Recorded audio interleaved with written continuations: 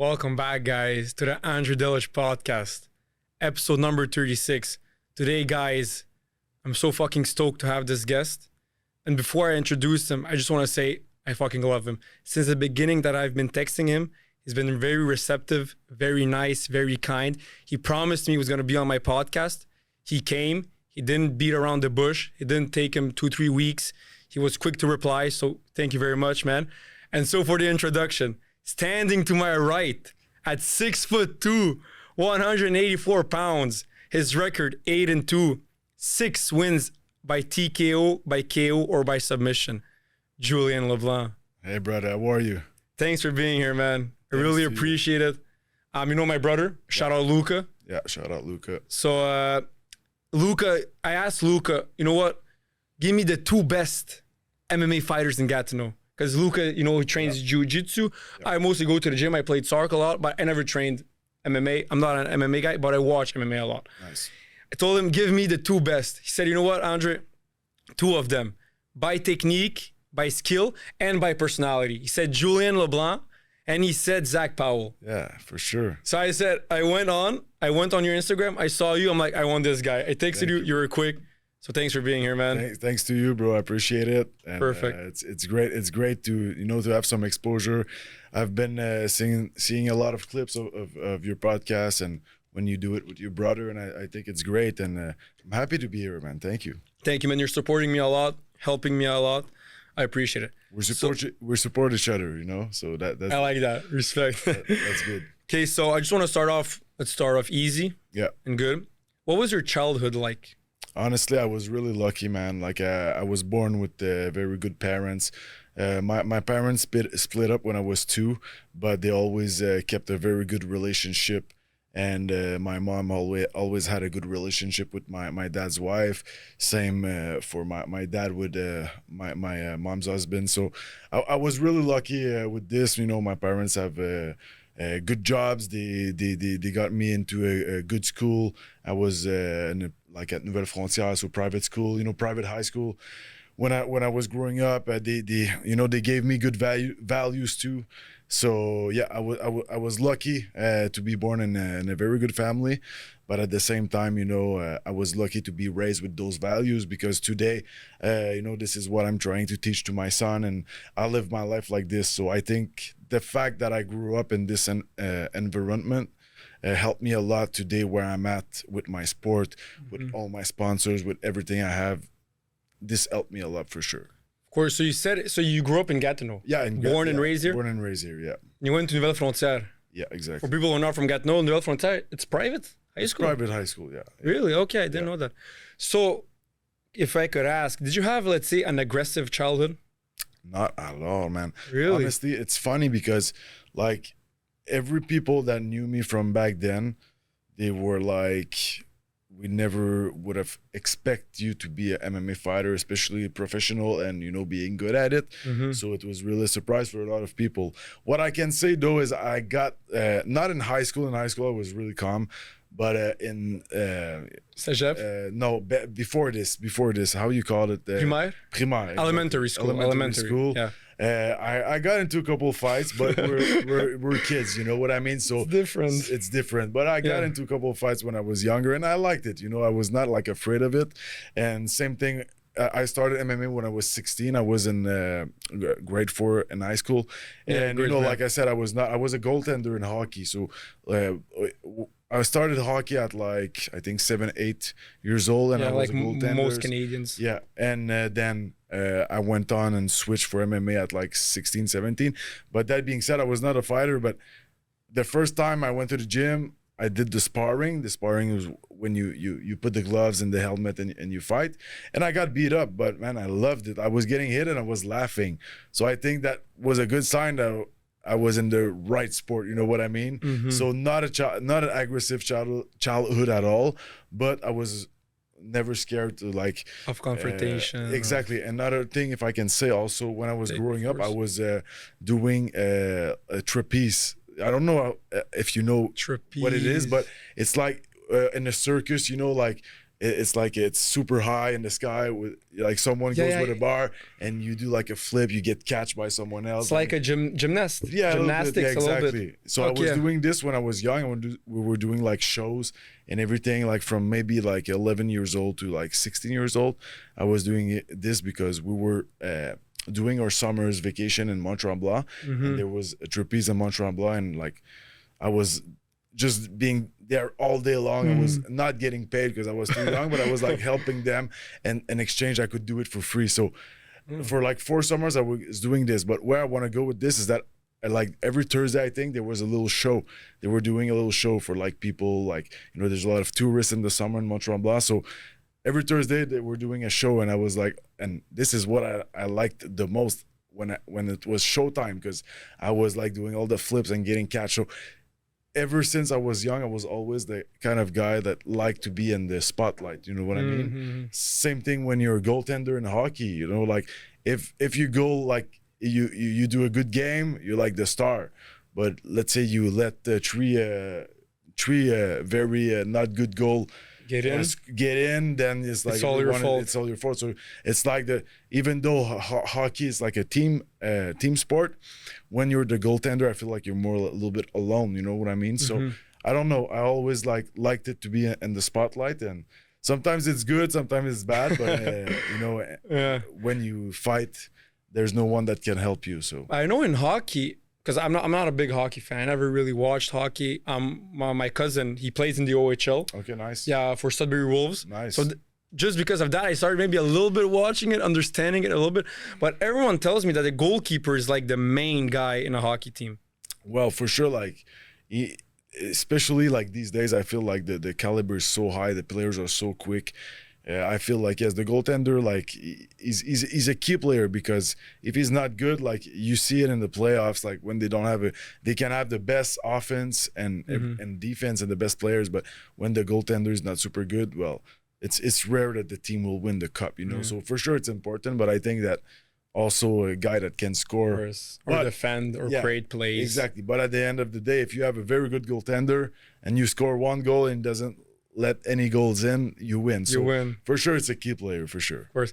But that's so different in soccer, because in soccer, the goalkeeper in a way is the least important in a way, meaning if a team goes to buy a goalkeeper, they're going to spend way less money than for a midfielder, for a forward, a winger, or whatever. And now to get back a little bit. So you said in high school, you're very quiet, would you say? Yeah, well, quiet. I was like a kind of guy that athletic? had friends. Not athletic at all. Really? Yeah, honestly, not athletic. That's surprising. I know. I started to be athletic when I started martial arts. I actually, so like long story short, when I started martial arts, 16 years old, we were in the gym class in the high school, and we were starting to do like all the musculation workout programs. The teacher wanted us to the basic stuff, push-ups, pull-ups, and like a little bit of bench press. But before doing the bench press, he wanted to see like the first day of like the program. He wanted us to do like in front of the class, or 1 minute max push-up, 1 minute max sit-ups. Situate yourself. Exactly. Yeah. So when it was my turn, so 16 years old, I couldn't do one push-up. Like I said, I was a goaltender, but I was not like athletic out loud, you know. So, and I would have probably been a better goaltender too if I would have put some time outside of the ice rink. But I was not motivating and whatever. It was just it wasn't your passion. Exactly. Yeah. But that being said, I did zero push-ups, zero. Like I couldn't do one. I swear to God. And I was really like ashamed of myself. So a lot of girls beat me because they could do like at least 5, you know. So I was like, damn, that's hard to take, you know, because I was like a cool guy. I had friends, but at the same time, it's like I was like really like not strong physically. Not like I was super. And in high school, in puberty, that can be really hard. Yeah, my nickname was the asparagus, so you can see tall and skinny. But that being said, I had some friends that were training at Patnaud Martial Arts, where I still train, Kung Fu Patnaud, where I still train today, and they were like always saying like you should come try, blah blah. And I wanted, but I was kind of shy, and you know what I mean, like. But when this happened, I went to see them like, what time is the Kung Fu tonight? So they're like 7. So I'm like, I'm gonna be there. So I went, and this was my first ever training in MMA. So I did the kickboxing class, and then there was like the sparring. So I was like, yeah, I'm gonna do it. So I did it. Like I said, I got beat up, but I liked it. It was fun, you know. And I told my parents after that, I'm like, I want to join. And they were like, hey, I don't think we're gonna pay for a whole year because you're probably gonna just like quit and give up. I was like, no, I'm telling you. And then the next day I was like, I'm still going. And I was like, I remember I was coming back from this and I was just eating like crazy. And my mom was like, what's happening to you? But I was just like training hard, you know what I mean? And yes, so I just joined for a year, and I started after maybe 2 months, I started doing private classes with my teacher, Sifu. And man, the rest is just not history, but I mean, the rest is history, where I'm at today, of course. You know what I mean? So you said when you started, after 2 months, you knew I'm going to continue seriously. That's when you got a private training sessions from a private coach. Yeah. And you said, because I went once with Luca at KJ MMA with Vincent Hull. Yeah. Shout out Vincent Hull. Shout out Vincent. I went once for 1 hour and a half maybe. After that, I told my brother, I'm like, never again call me for this. Because I hate getting punched in the head. Yeah. Like, I never got really punched in the head, but whenever like someone, you know, constantly getting grabbed, like jiu-jitsu, constantly, I was like, bro, I can't do this anymore. Yeah. So in my head, I was like, but the people who do this for a living, whoever, I'm like, but every day they get this feeling in their head. Yes. So in my head, I was like, do they like that feeling? Like, do they maybe get like some sort of a rush from it?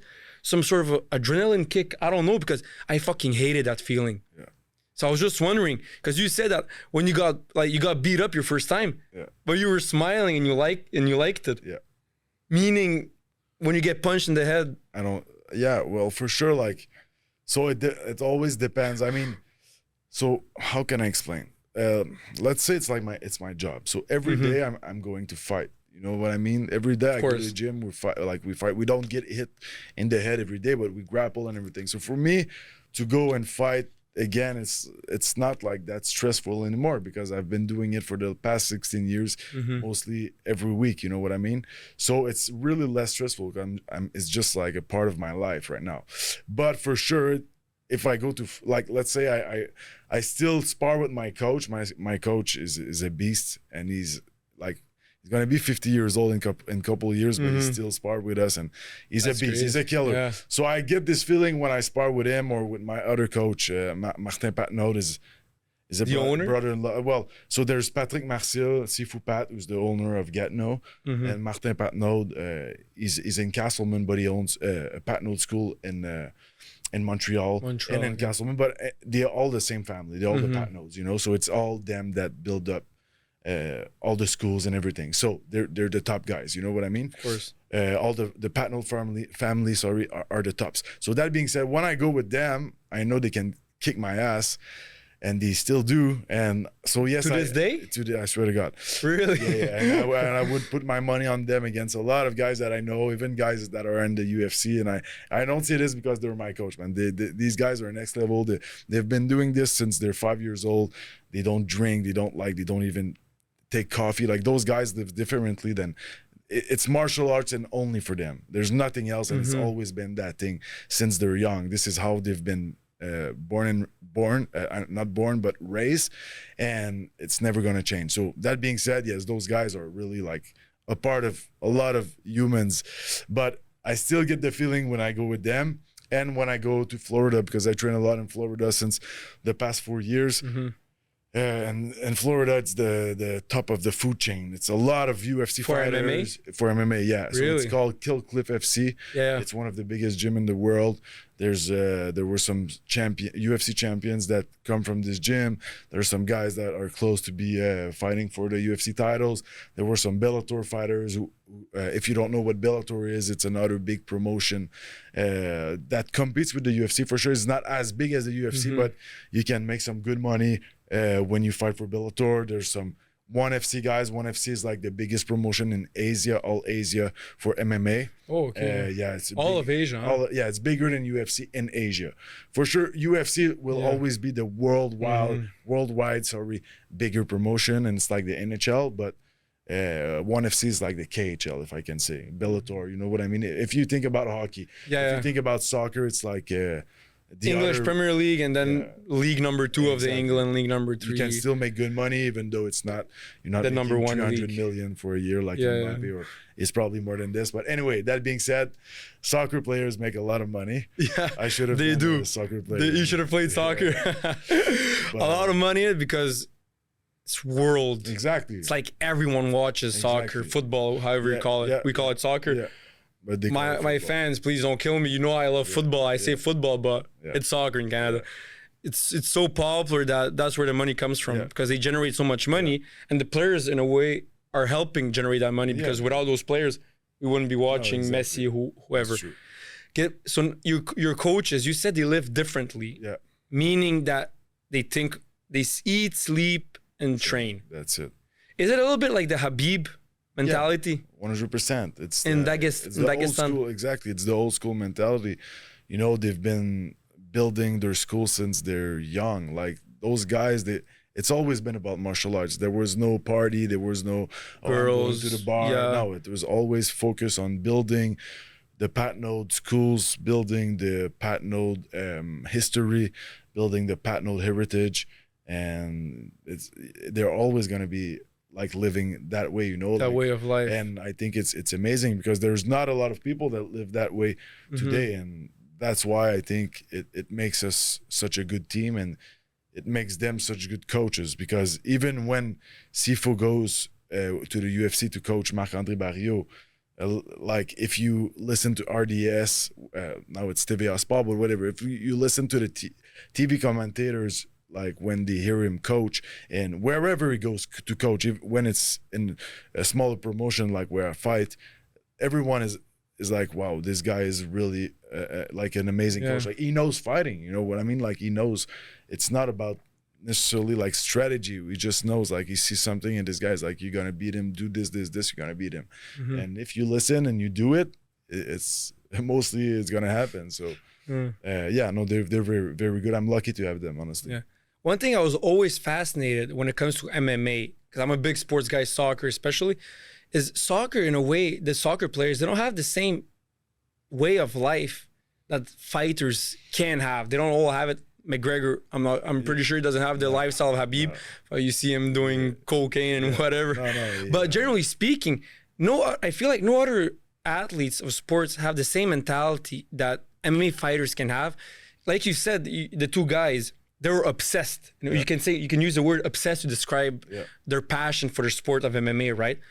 But I feel like I've seen many fighters, Khabib, Islam, they're the most famous ones for that. And it's like religion, fighting, sleep, eat, nothing else. And I think that's good because that's sport. Because I think that's also the sport that humbles you the most. Exactly. I think that's why. Yeah. Because in soccer, if you lose a game, it's not as humbling as getting knocked out by someone, right? Exactly. It's not as humbling. Like as a man, especially, not to sound sexist, but especially for a man, it's like it hits us differently. When you said you couldn't do one single push-up when you were in high school, that humbles you way more than, oh, I can't kick a soccer ball well, or I can't throw a frisbee. I think it's just maybe human nature. Or I think you're right, and also like you said, you're fighting, man. It's like you don't have in soccer, I don't know how many games they play in a year, but probably 50. Like 50. So in hockey it's like 84 plus the playoffs. So that being said, like you said, if you lose a game, you have 80 more to try and win. And also when you lose, it's like, okay, maybe you can play not a good game, but all the other players can carry you. Even in a win, let's say you played a shit game, but the goaltender was on fire. You guys win the game, but you played a shit game. You had the 3 penalties and but you get to be better the next day. When you train for a fight, you train for 2-3 months, then you fight. If you lose, you wait another 4 or 5 months before fighting again and before trying to win again. Also, a big thing is that in MMA, when you lose, so when you win, you make double your pay. So there's a show money and a win money. So let's say you make 100K plus 100K. So to enter the cage is 100K, but if you win, you make 200K. If you lose, you make 100K. You know what I mean? Your show, like your show money the second you enter the cage, you get paid your show money, but the win money is the double. So that's why, like, fighters, they need that money. You know what I mean? And also, the other thing I can say is that, especially right now, the young guys, they start fighting, they start MMA at 4 or 5 years old.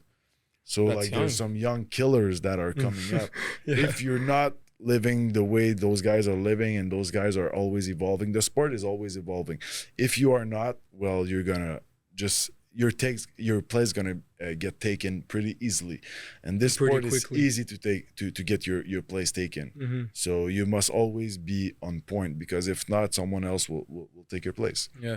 And would you say, you personally, would you say that you were born with that mentality, or did you develop it? I developed it because, like I said at the beginning, and I'm not scared to say it, when I was young, like, you know, my mom lost my sister a year before me. Like, it was a perfect baby born, and unfortunately, an error from the hospital, and the baby passed away after. And anyways, that being said, my mom was always like covering me like crazy, Protecting you from the exactly. world.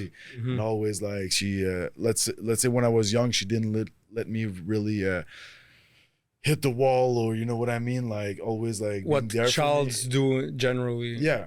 So that being said, like I had to develop it by my own, and I think this is why I love so much MMA, and I think this is why I'm good at it, and it's I don't know, this is why I'm in this. But like I said, my parents did a lot for me, but the only thing that I really did from myself, with the help of my coaches, and yes, the help of my parents, because they paid for me at the beginning, and they still help me and support me in my career today. They always come to my fights.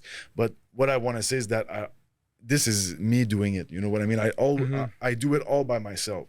It's like I've started from not doing a push-up, and now I'm 8-2 pro. I went a champion, amateur champion, undefeated. You know, so I did, like, I have no help from anyone inside that cage. It's me alone.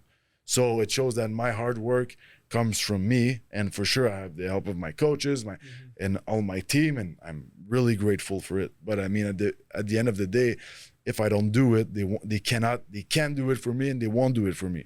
So it's like, really, like, this sport was always that. It's like, hey, I'm flying from my own wings. You know what I mean? And I built this for me, so I'm happy about it, because I've built an amazing life, you know, from scratch with this. That's actually very inspiring, because in a way you went from one extreme to the other. Yeah. Because you went from not being, like, in a way you were very unathletic. You couldn't do one push-up, No, right? Exactly. But let's say when I was younger, I was also tall and skinny, but let's say I could do maybe 10 push-ups. And then I went from 10 push-ups to constantly working out. So for me, that's inspiring. But you went from one extreme to the other. That's extremely inspiring, because there are many kids or teenagers, and especially I'm 24 now, so I'm not a teenager anymore. I'm not in puberty, whatever.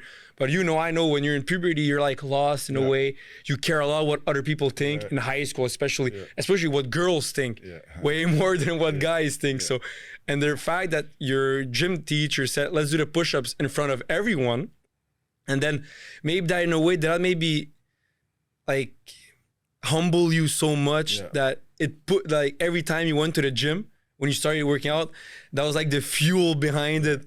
In a way, it sparked you, like, now have more and more, because you didn't just start working out regularly. You became a professional fighter. Yeah, no, exactly. And if I can add something, after the push-up thing, then like I said, the same night I went to the gym, and I remember, like, my coach, he came to see me, and it was my first class, and I was like punching like this. And he was like, oh, you're not trying to swim. He's like this, but he was like, it looks like you're trying to swim. You know what I mean? So I like, my punching was like 0 out of 0. You know?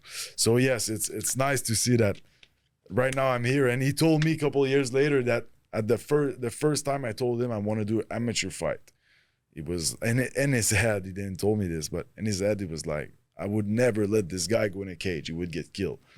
But with my hard work and my dedication, and I showed him wrong, and I proved, like, I've worked hard with him, and he helped me a lot. But it just to prove that, you know, anyone that wants to start, if you're lost, or you're a kid or a teenager or even a young adult, Like, you never know, man. You can start, and even if you don't want to fight, you just want to change your life, change your habits, change your physical and mental state. It's never too late. Your confidence I levels. think martial arts is very good because it's gonna, like I said, we were talking earlier. One thing I like is when I'm done training. You didn't like it, but me, when I'm done, it's like I had this adrenaline rush. Now it's done. I've sweat like crazy. I'm exhausted. I'm like, okay, now I feel super good. Now I can go home and relax, and now I'm happy. You know what I mean? Yeah, it's funny how, because I also have that, but I just don't like getting punched in the head. I hate it. So let's say if I play a soccer game and then I sweat, then after I feel good. I go to the gym, work, and then after I feel good. It's funny how sometimes you just have to like kill yourself, and then after like, whoa. Like I need it in a way, like, you know, Joe Rogan says many times, you gotta like conquer that inner bitch, kill that inner bitch. So I feel like that's what he meant, what he means, and pretty sure you feel the same. So when you started at 16, when did you know, like, I think I want to try this seriously? And when did you start taking it seriously, action-wise? So since the beginning I started, like I said, it was like a passion. I liked it. So I was always going, you know what I mean? And what I was seeing a lot too is that, you know, a lot of people that were beating me up and they were there, they were like, it was summer, they were like partying a little bit, you know, doing things. We were young, you know, so it's normal. But I was still like, even though I was still doing the party and going to the bars in my early 18, 19 years old, 20s, but I was always going to the gym, never missing a class. I was going after to meet the friends or whatever, you know what I mean? So what I saw is that I was doing this with the people that were beating me up, and whoop, after it was like this, you know what I mean? So this was really motivating for me because I saw that my hard work was paying off. And can you remind me the question again, please? When did you think about taking it seriously? And then when did you actually take it seriously by action? Okay, so I did my first fight night, it's called. So there's a Patnaud martial arts, Patnaud Kung Fu is there's a lot of franchise through Canada. Like it's all started here with the Patnaud family, but they opened a couple schools in Montreal, Quebec City. You know, there's a couple of ones in Ontario. So that being said, to help prepare the fighters go to amateur, they do what they call inter-school fight nights. So this is like they will match you against someone from another Patnaud school. Like they have the cage, they have like it's in the, we usually do it in Castleman. There's a little a room, like it's like at the arena. It's like how can I say it? Just a little commercial room, like just a place where they put a cage and there's a little bar, there's some food, and there's a lot of tables and chairs. So it's just like a little venue that they do a fight night. You know what I mean? Amateur. But there's like no winners because since it's inter-school, like you fight someone from another school, so it's really to get experience. Exhibition, exactly. But sometimes you clearly know who won and not, but at the end of the day, they raise both ends. And the other thing too is that if you get if you get knocked out, like they will stop because it's not good for the head to continue. But if you get submit, well, they will reset. It's like 1-0 for red corner. They will reset. They really like push the fighters to go like do all the, it's only 2 rounds, but they really push the fighters to do the full 2 rounds. Because another thing is that in training you can be super in shape, but when it comes to the real fight, you're like, oh shit, I'm so exhausted, what's happening? Because this is the stress, the people that are there looking at you and all that thing. So it's real different when you're fighting for real and you're fighting in the gym. So that being said, I did my first inter-school fight night at 18, so 2 years after I started, and I knocked out the guy in 5 seconds, but not out cold with a head kick. But with a head kick? Yeah. Head kick. I thought like headbutt, no head kick. So, but that guy was like, he was like sleeping on the ground. You know, it was a knockout, clean. So I was like, even me, I was surprised. And it's funny because all my parents, everyone were there, and we're like, you know, like they don't come and see you train MMA. You know, so I was training MMA since the past 2 years, but my parents, friends, they will only remember the asparagus, you know what I mean? Of course. Couldn't do a push-up. So they were like, he's gonna get killed, what he's doing. And then boom, I knocked out the guy in 5 seconds. So I was like, hey, I remember I was going to Nautilus to train the Monday after. This was the Saturday. 2 days later, I was going with my friends to do some muscle at the Nautilus. And I told, I think I'm gonna try to do something with this, you know? So this is when I decided to really like put everything into it and try to become a fighter, you know? So in a way, it was after seeing the progress you've made. Yeah, exactly. That really, because I feel like progress can be very addictive. When you work out, when you work really hard for something, in a way you can feel like for days, months, weeks, and even years can pass by, and you feel like nothing's happening. But when you finally see progress, I think that's what mostly pushes people to continue doing what they're doing, because in a way it becomes addictive. 100%. Yeah. So I think so. In a way, so let's say you were 18 years old when you started taking it seriously. Yeah. Now you're 32, right? Exactly. You just turned in January, right? Exactly. Yeah. So in the beginning, when you told your friends, I suppose they're your close friends, you told them, I want to take this seriously, and then you start taking actions. Yeah. So maybe less partying, training more seriously, your diet is maybe better.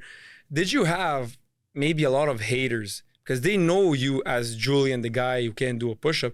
Now he's talking to me, he wants to be a professional fighter. And you know what human nature is like. Yeah. People generally, maybe not your closest friends, maybe not your family members, but hate can come in really quickly when someone strives for something greater. If I can say something, when you do MMA, I feel like, and this is only what I feel like, I can say the first thing I'm going to say, I had a lot of support, honestly. But like people were like close friends from me, like except some friends that were like, oh, you're not gonna make it. More like, acquaintances. But it was not like, and I feel like sometimes it was like joke too. But I mean, I had a lot of supports, and even like some of my friends, like when I got later to pro, some of my friends that had now businesses or construction and things like that, they started sponsoring me, you know. So I always had a lot of support. For sure, I had to prove that, okay, it was not like just a one-time deal. And when I continued to show I was winning and everything, and then I went on amateur, went undefeated, won the belt, I think it helped a lot.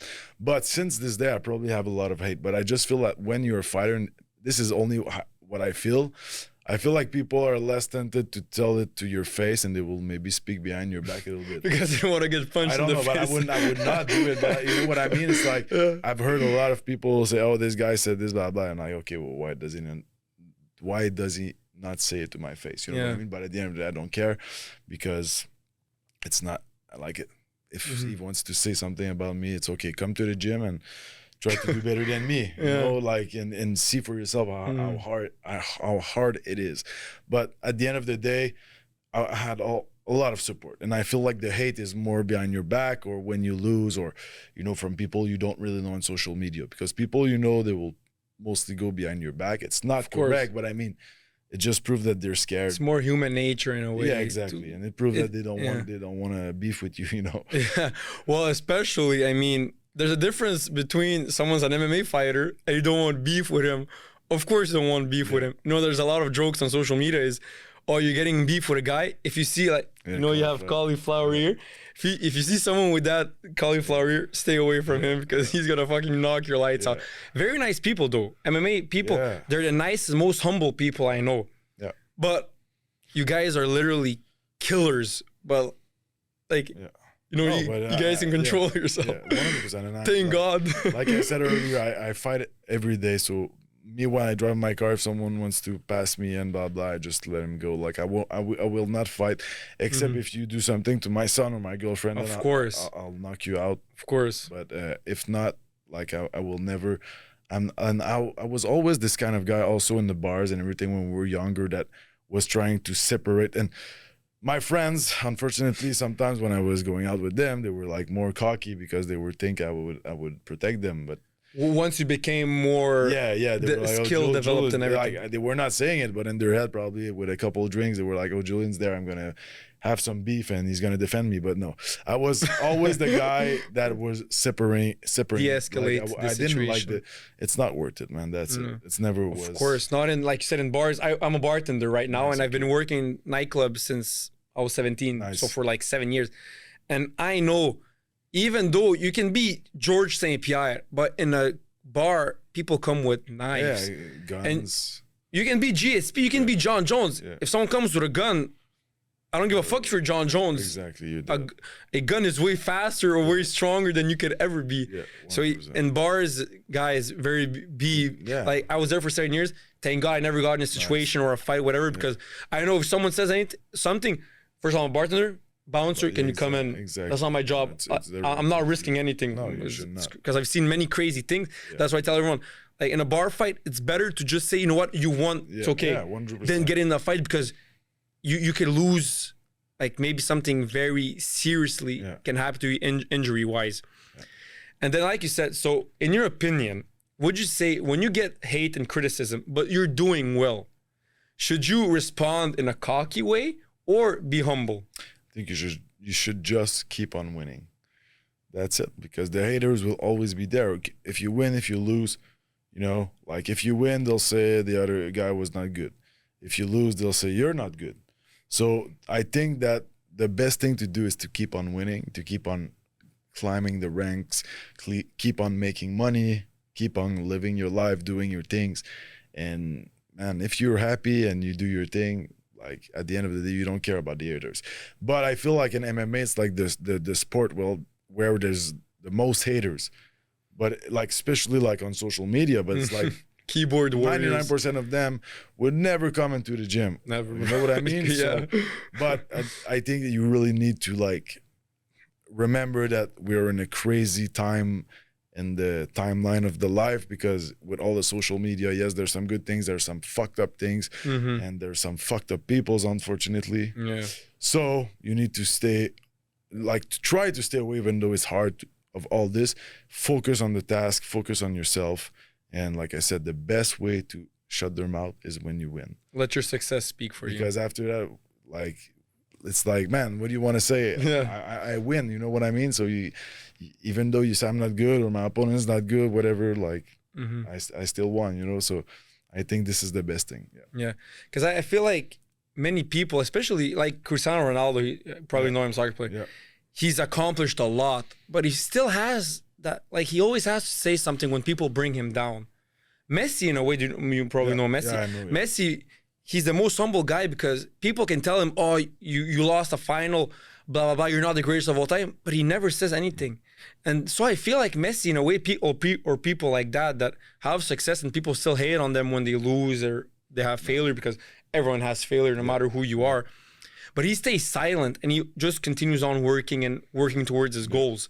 I feel like people like him are more confident and less insecure than people who may also have success, but in a way they always have this deep down feeling like, oh, I have to say it. When someone brings me down, I have to say it. Oh, but I've won this. What have you done?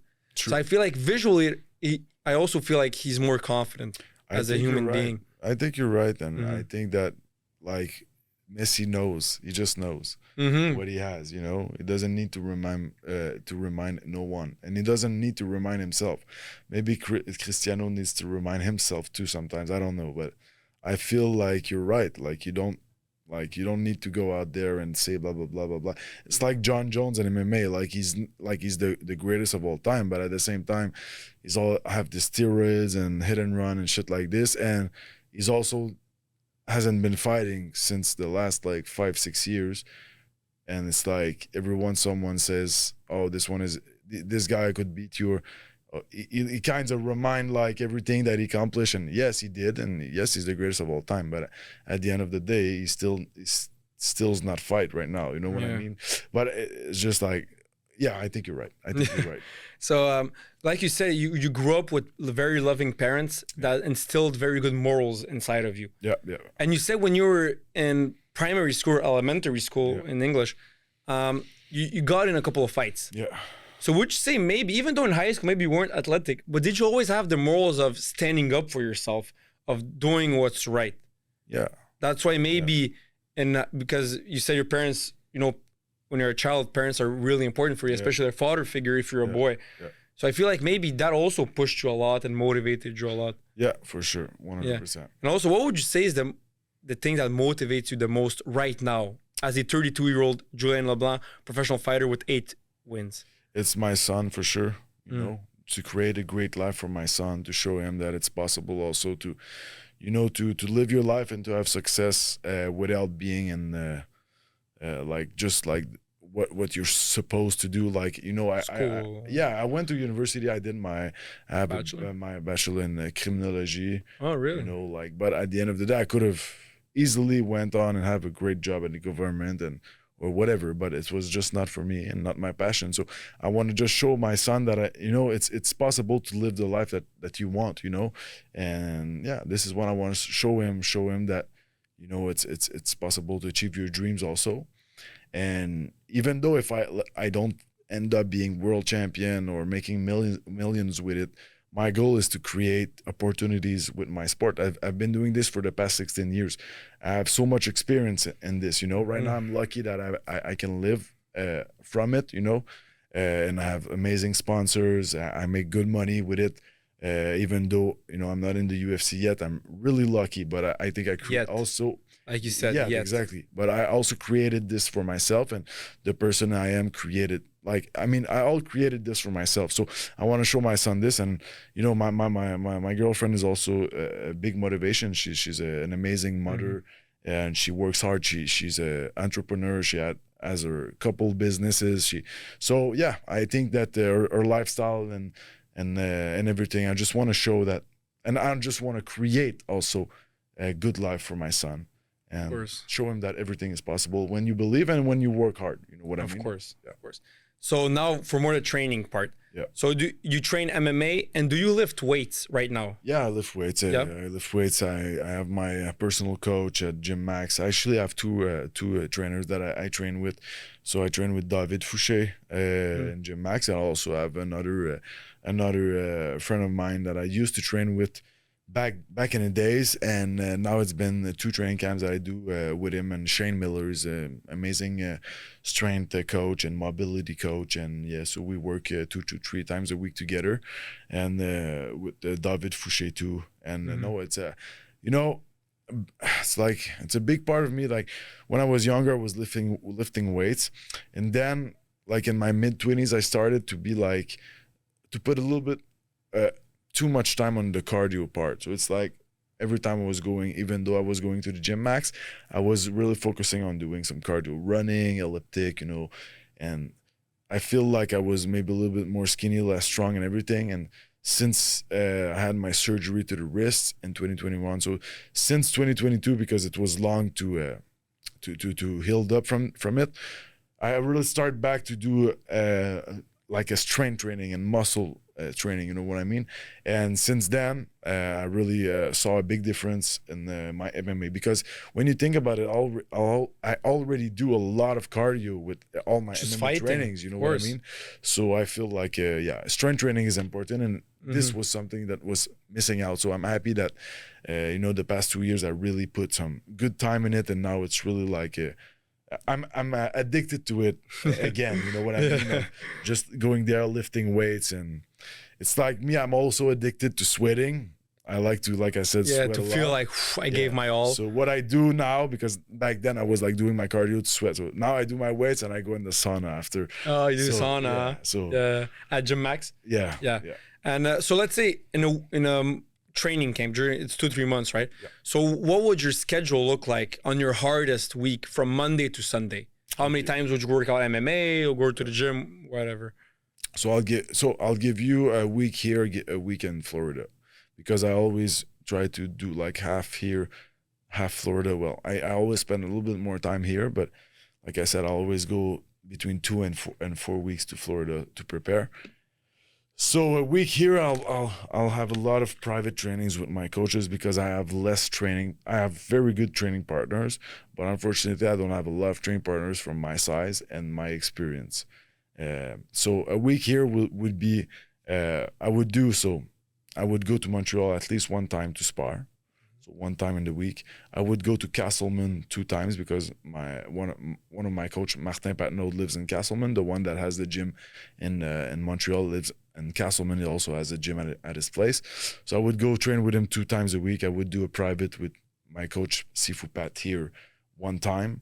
I will do my 3 times a week strength training, and I would have also like 4 MMA group classes. So we have the Monday from 6 to 9, we have the Wednesdays from 5 to 8, and we have the Saturday mornings from 10 to 1.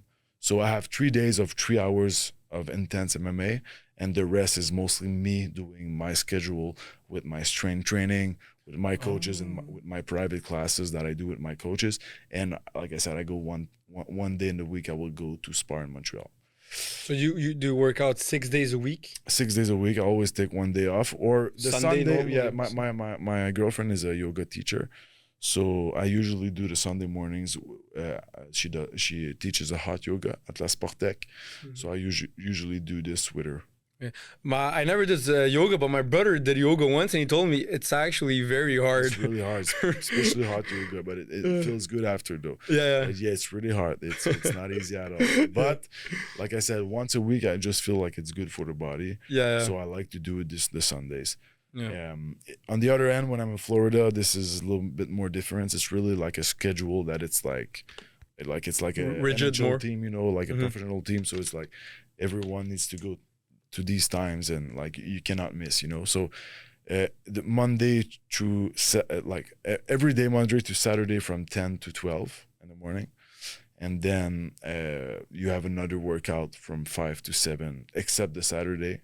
The Saturdays, it's only one workout in the morning. So the Monday, let's say the Monday morning, you do wrestling, hard wrestling from 10 to 12. Then from 5 to 7, it's kickboxing. Then the Tuesday morning, it's sparring from 10 to 12, 10 to 11:30. Then at night, it's wrestling again, but more technical from 5 to 7.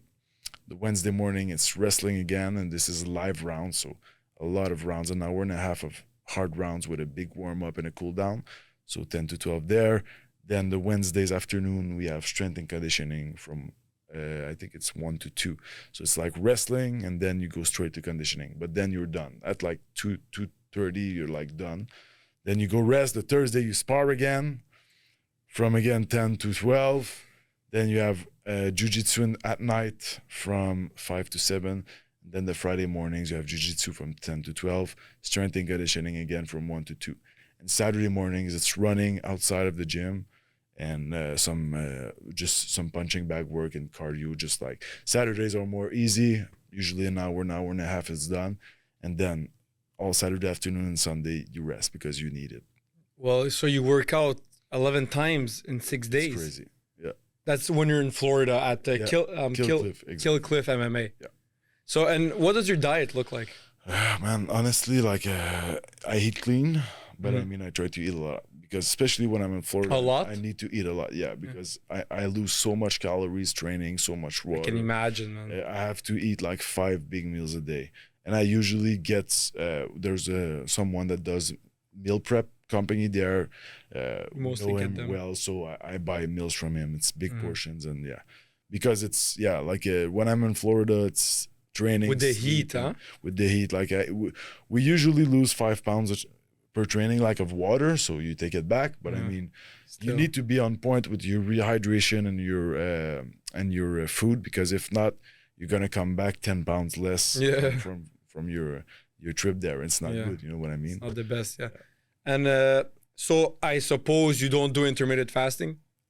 So when I'm out half camp, like Yeah. I was like in the my last fight was June 14, so I was half camp. Since then, I just started back like hard yesterday. I was doing it because I was like eating less good food. I mean, I was not less good food, but I was just eating, enjoying life exactly. And I was like eating like at night.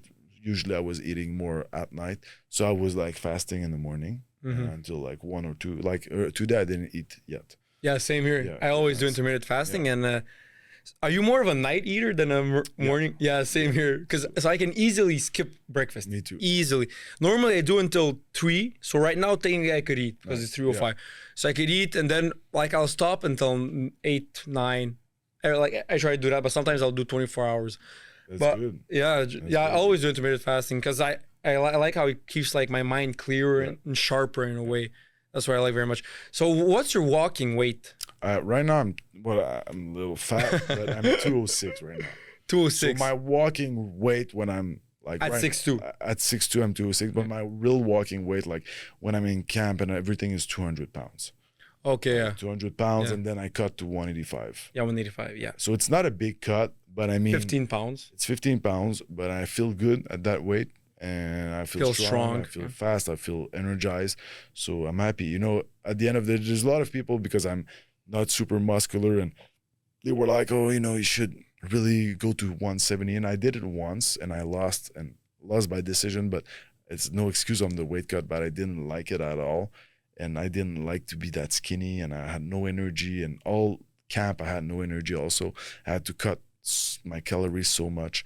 I just rather just feel good and fight good. And at the end of the day, like at 185 pounds, I'm legit 8-1 because I have only one loss at 85 pounds, and it's by decision too.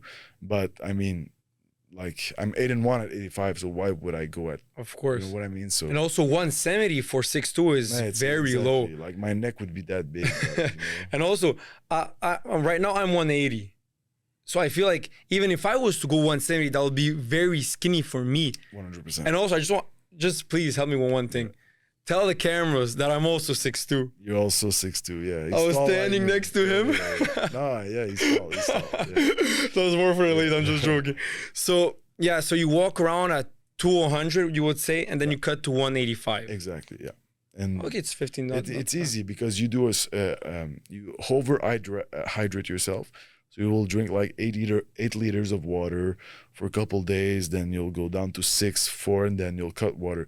And you also cut the salts and you cut the carbs. So you basically eat proteins and fats for like 3 to 4 days. Keto a little bit. A little bit, but they're really like me. I always shout out to TJ, Coach TJ. I always do my weight cuts with him. So I call him. This is what he does for a living. He's a specialist in weight cuts, and he cooks. So he comes to my place 1 week before the fight, lives at my place, and he cooks for me all my meals. He gives me all my supplements that I need for the weight cut.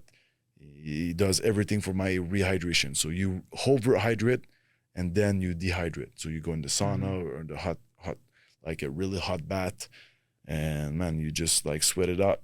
And because you have so much water inside you and you don't have salt anymore, the water like just goes out. Takes out, goes out. So cutting 15 pounds is really easy. I usually do it actually without even have to doing sauna.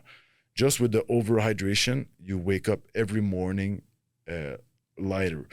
Only part that sucks is that you need to go piss like 3 to 4 times a night. So you will wake up a lot and you piss a lot in the day.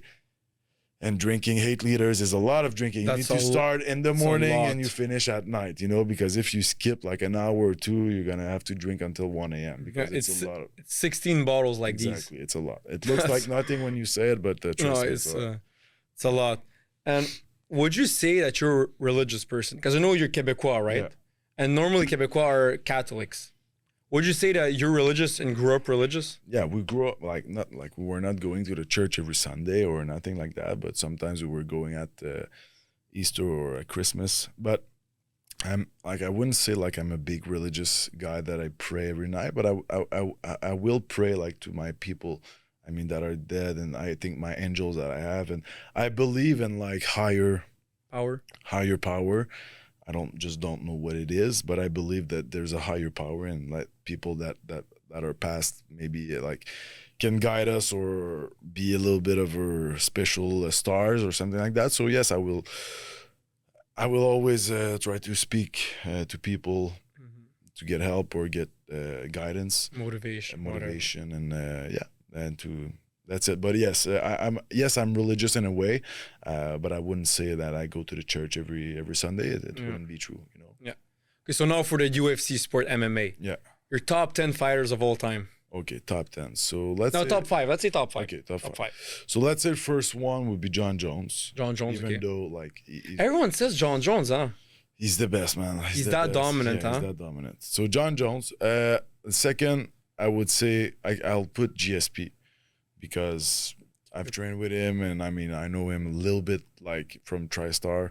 So it's not my friend or nothing. I never texted him, but I've met him a couple of times and was in the same training room as him, and he's amazing. Yeah, I saw you have a picture with him on your Instagram when you go below. I saw him a couple of times at TriStar, you know what I mean? So no, he's amazing. He's a good fighter, and I think he's one of the greatest of all time. Well, it's always John Jones or GSP, huh? True. Always, yeah. Yeah. There's also another that I would put is even though maybe he's not the best, but for everything that he did, and he was honestly the fighter that I was the most happy to see and the most excited is Conor McGregor. Like, Really? even though he's crazy and everything because he's so rich, but I mean, this guy, he changed the sport. And when he was fighting, when he had his prime, when he had his 2015? run, yeah, it was one of the best times in UFC. I feel like for us fans, and yeah, we had some good times watching. We have some good memories of his fights when he had his run. So McGregor for sure, and he was, man, he was motivating me. Like I was like I love to see how focused he was and everything. So I would put McGregor At 3. At 3, exactly. At 4, I would put Khabib. Khabib? Yeah, because he left undefeated. I just think that he left too early. Same, yeah. And at 5, I will put now Alex Pereira. Oh, no, actually, no, you know what? I won't put Alex Pereira. I would put him because he's amazing, but at 5, I'll put Tom Aspinall. He's the new heavyweight interim champion. He just won again this weekend. I just think that this guy is the new breed of heavyweights, and I think that he's going to be champion for a long time. And if there's someone that could be John Jones, I think it would be him. So you think he would be John Jones at heavyweight? Right now, because he's way younger and everything. Maybe not, but I think he has the skills on the ground and on the feet to beat him. So yes, I think he would. Really? And I don't think John Jones will face him, but we'll see. But I would put him at number 5, yeah. Really? Okay. Who's your favorite MMA fighter? It was McGregor. It was McGregor because of his style, the way he was fighting, and the way all the build up to his fights, and yeah, it was McGregor for sure. Yeah. Yeah. Go-to cheat meal. Okay, so Colonnade Pizza. Colonnade Pizza. If you guys never went, it's on the corner of Gilmore Street and Metcalfe Street in Ottawa. It's I think it was the first pizza. I think I've tried it once. I think it was the first pizza ever in Ottawa, if I'm not mistaken. But they were open for like 57 years now. So it's amazing, and they don't do delivery. It's always full. Is it like authentic Italian cuisine? Yeah, it is, and it's really it's the best. So shout out to Colonnade. They know me well. My dad has brought me there since I'm a baby, but I mean I brought everyone that I know. So you guys need to go try this pizza. There's another one like favorite cheat meal is pizza for sure. There's another. So you're a pizza guy. Pizza guy. Yeah, same here. That's my favorite food. Pizza, bro. Whenever I can cheat, pizza. There's another good one in Ottawa that I really like. It's completely different than Colonnade, but it's my second favorite now since I've tried it first time. It's not hard, isn't it? It's called Heartbreakers. Okay, no, I don't know. Very good pizza. Yeah, I'll try it out. Heartbreakers. It's always like when you call there, you need to they do take out, they don't deliver it. It's on Parkdale, but you need to call like at 4 p.m. because they sell out. Yeah. But it's crazy. It's always busy, but it's a very good one. Different, but very, very good. Awesome. So guys, I forgot to tell you, now is the rapid fire questions. So it's gonna be rapid fire questions like now. So, celebrity crush. Celebrity crush. Maybe when you were younger, teen, whatever. No, okay. Oh, so like when I was younger, it was I think Angelina Jolie. Oh yeah. Yeah. She was young. Yeah. When she was with Brad Pitt. Yeah. It was. I think it was her. Like when she did the Tomb Raider movie. Tomb Raider, yeah. And Missing. Yeah, I think it was her when I was young. But Missing Smith. Yeah, something like that. With Brad Pitt. Yeah. And also the movie Wanted with whatever Wanted was a good. Yeah. Favorite UFC event. UFC. It was the first UFC in New York, 205. Who against him? McGregor against Alvarez. He won a second belt. Oh, okay. We did it at the Pile Mile. I just won a fight.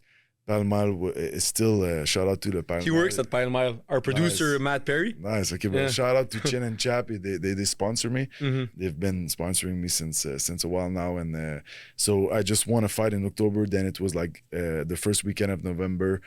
I had all my friends there. I was like I think 27 years old, so we were more partying a little bit than today.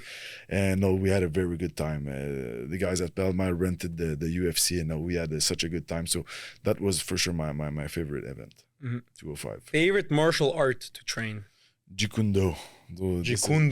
This is what we did. So this is what Bruce Lee like created. Like he changed like the kung fu Wing Chun for the Jeet Kune Do. Jeet Kune Do is like the first style of MMA. He actually took everything that is the best of every martial arts and put it together. So this is when he created MMA, like many years ago. But our program is Jeet Kune Do. This is what my coach has been teaching. This is why they're good like this. John Jones is doing Jeet Kune Do. Jeet Kune Do. Jeet Kune Do, yeah. Jeet Kune Do. Jeet Kune Do, yeah. Okay. Yeah. But no, I like it, and I'm a striker, so I love to do striking. But I think right now I love it. And even if you would say let's wrestle and roll for 2 hours, I would be down. I like to fight, so I think everything now. But for sure, I'm a striker. So striking will always be my favorite part. So my next question was, what would you consider as your strong point in MMA? Striking. Yes. And your weak point? Grappling. Grappling. But I'm good in wrestling, so it helps me. It helps. But for sure, my weak point would be grappling. Dream travel destination. Dream travel destination would be that you've already been at or you've never been. Okay, I've ever been to Tokyo. Tokyo, and I want to go. Tokyo. Yeah. Why? Tokyo. I don't know. I've had couple friends that went, and I want to go see. I have some friends from Kill Cliffs also that are from Tokyo.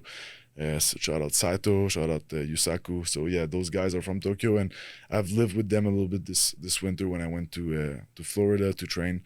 I want to go to Tokyo. It looks beautiful. Food looks good. Looks good, peaceful too. And the scenery looks nice. Exactly. Also, I've never been to Japan. I've traveled a lot to Europe, Me too, America. Europe is my favorite place on earth. Same, I would live there. But which country do you like the most? France. Spain. No, not Spain, but I did France. I went to Corse. I went to Greece, Italy, Amsterdam a couple times. I went to London. I went somewhere else? I went to Turkey one time. Yeah. I think that's most of it. But my mom used to live in Paris for like 10, 11 years. Oh, a lot. So I was like going to Europe every summer, or in the fall, whatever. I was going when I could, and I was traveling, not traveling a lot, but just like going around a little bit. AM workout or PM workout? I would say PM, but I always train in the AM.